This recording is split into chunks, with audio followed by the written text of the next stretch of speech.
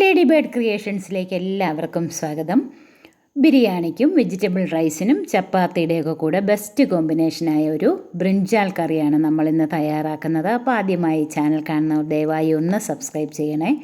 അപ്പോൾ ഒരു 4 സവാള, 2 അല്ലെങ്കിൽ 3 ടൊമാറ്റോ പീസസ് ആക്കിയത്, 1/2 കപ്പ് മല്ലിയില.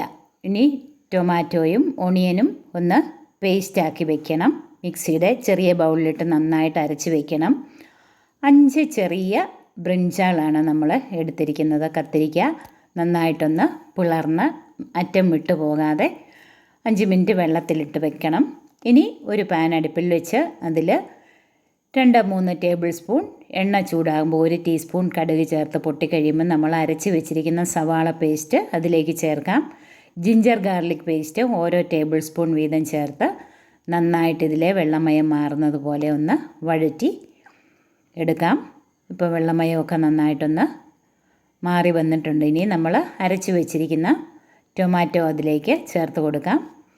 ടൊമാറ്റോയും കൂടെ ചേർത്ത് അതിലെ വെള്ളം വറ്റുന്നത് പോലെ നന്നായി ഒന്ന് ഇളക്കണം. 1 ടീസ്പൂൺ ഉപ്പ് പൊടിയും കൂടെ നമുക്ക് ചേർത്ത് കൊടുക്കാം. നന്നായി ഒന്ന് വഴറ്റി നമ്മൾ അരിഞ്ഞ് വെള്ളത്തിലിട്ട് വെച്ചിരുന്ന ആ കത്രിക്ക എടുത്ത് ഈ അരപ്പിലേക്ക് ചേർത്ത് നന്നായിട്ടൊന്ന് വഴറ്റണം. നന്നായി അരപ്പ് വഴന്ന് കത്രിക്കയിലേക്ക് പിടിക്കണം. ഇനി 2 പച്ചമുളക് കീറിയത്, 2 ടീസ്പൂൺ മുളക് പൊടി, 1/2 ടീസ്പൂൺ മഞ്ഞൾപ്പൊടി ചേർത്ത് കൊടുക്കാം. ഇനി 1 ടീസ്പൂൺ മല്ലിപ്പൊടി, 1/2 ടീസ്പൂൺ ഉലുവാപ്പൊടിയും കൂടെ ചേർത്ത് കൊടുക്കാം. ഒരു 1/4 ടീസ്പൂൺ ജീരകം പൊടിച്ചതും കൂടെ ചേർത്ത് കൊടുക്കാം. ഇനി പൊടികളെല്ലാം പച്ചമണം മാറുന്നത് വരെ നന്നായിട്ടൊന്ന് വഴറ്റിയെടുക്കണം. അപ്പോൾ ഇതിലെ വെള്ളമയമെല്ലാം നന്നായിട്ടൊന്ന് മാറി പൊടിയുടെ പച്ചമണമെല്ലാം ഒന്ന് മാറി നന്നായിട്ടിതൊന്ന് വഴന്നു വരും. എണ്ണ ഒന്ന് തെളിഞ്ഞു വരുന്നത് പോലെ നന്നായിട്ട് തന്നെ ഇത് വഴറ്റിയെടുക്കണം. അപ്പോൾ അരപ്പൊക്കെ നന്നായിട്ട് ഈ കത്രിക്കായിലേക്ക് പിടിക്കും. ഇപ്പം നന്നായിട്ട് വെള്ളം വറ്റി അരപ്പൊക്കെ നന്നായിട്ട് വഴന്ന് മസാലയൊക്കെ നന്നായിട്ട് നമ്മൾ ഈ കട്ട് ചെയ്ത് വെച്ചിരിക്കുന്നതിനകത്തേക്ക് ഇങ്ങനെ ഫില്ല് ചെയ്ത പോലെ കൊടുക്കണം. അപ്പം നന്നായിട്ട് മസാലയൊക്കെ പിടിച്ച് വന്നിട്ടുണ്ട്. ഇനി നമുക്ക് ഇത് വേകുന്നതിനാവശ്യമായ വെള്ളം 1 കപ്പ് വെള്ളം ചേർത്ത് കൊടുക്കാം. മൂടി വെച്ച് നന്നായിട്ടൊന്ന് കുക്ക് ചെയ്തെടുക്കാം.